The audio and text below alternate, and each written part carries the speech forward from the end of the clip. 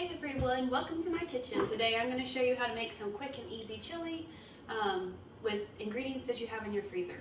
Basically a dump chili. Anything you can dump into it, throw it in. We'll start, first of all, I have this chopper. If you don't have one, get one. It makes life a lot quicker and easier. So I have half of an onion. It's a sweet vidalia onion. And you just basically throw it in the chopper, chop it up real quick.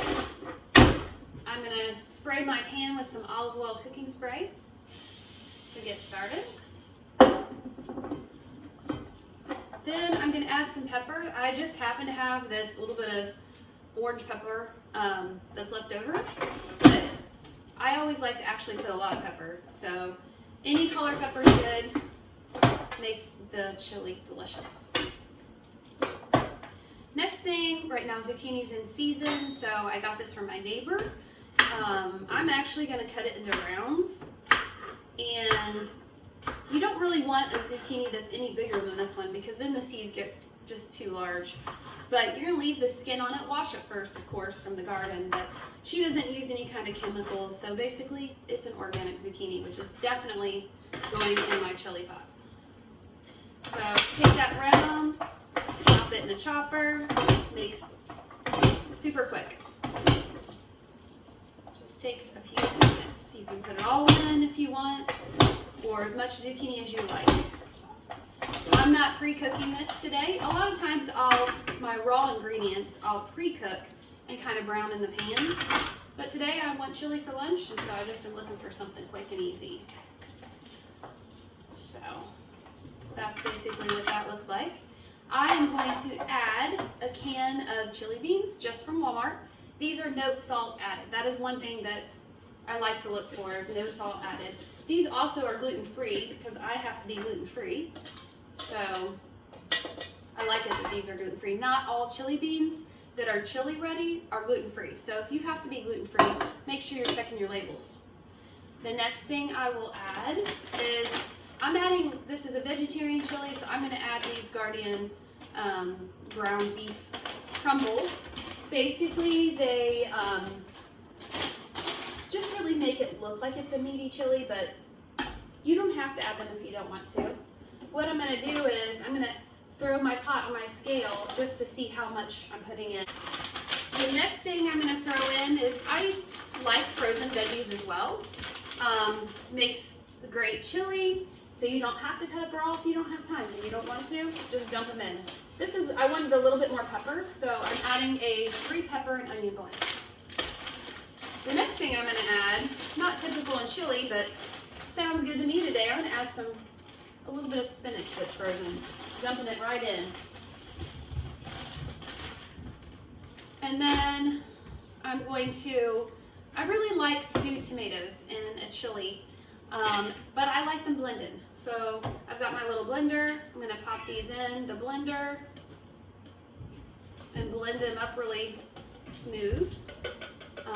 When my kids were little, they didn't like chunks of tomato, and so that's why I always blend up my stewed tomatoes. I've got this handy little blender. Makes it quick and easy. One thing to note, if you buy chili ready tomatoes, a lot of them have a lot of sodium. These stewed tomatoes also have sodium, but they're sweeter. Stewed tomatoes are sweeter than your regular diced tomato. So that's why I always choose stewed tomatoes. It's great for a raw, like taco soup. Now I'm going to add a little extra water to my pot because there's not going to be enough. That way I can rinse out my blender as well, so I get a little bit of that extra tomato juice. I'm going to add about a cup and then decide if I need to add any more. Yeah, I might need some more. But next up, I'm going to add in some seasonings. I like to add a little bit of onion powder. Even though those beans are chili ready and have some seasoning, I always find I need a lot more. So I'm going to add about a half a tablespoon each of my seasonings. Now chili powder, I like a lot of chili powder. I'm going to add a full tablespoon of my chili powder. And you can brown these up with your fresh vegetables that you put in before you put the rest in if you want, but today I'm being really simple. Simple and quick. This chili I'll be eating over the next few days for my lunch. I'm gonna add some smoked paprika.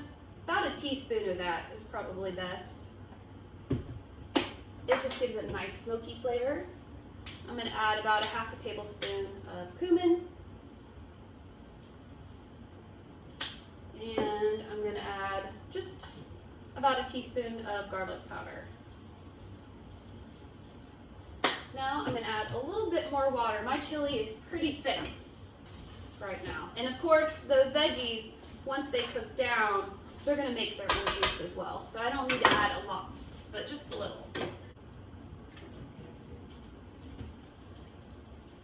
And one thing to note, after you're done cooking the chili, a lot of times what I like to add to my chili to bump up that protein content, this has a lot of good complex carbs or carbohydrates to provide you energy.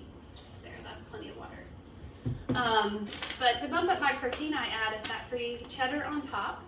And then I like to spritz a couple tortillas with the cooking spray on both sides and pop it in my air fryer. And that is what I will crunch up on top. So there's a little bit of crunchiness. And so that's basically all the ingredients. When it's done cooking, I'll give you a quick look at it so you can see what it turned into. Thanks. Today's vegetarian chili. Simmering and looks delicious. Be ready in about 10-15 minutes. Hi everyone, this is what the chili looks like as it has cooked a good 15-20 minutes. I did add one extra can of stewed tomatoes. I like that tomatoey flavor, and because we had quite a few veggies, I needed a little extra stewed tomatoes. So that's the beauty of dumping everything in the pot, is that as you're cooking, if it needs a little extra flavor, you can add more chili powder. Actually, taco seasoning is good in chili too. Sometimes I'll add a gluten-free taco seasoning.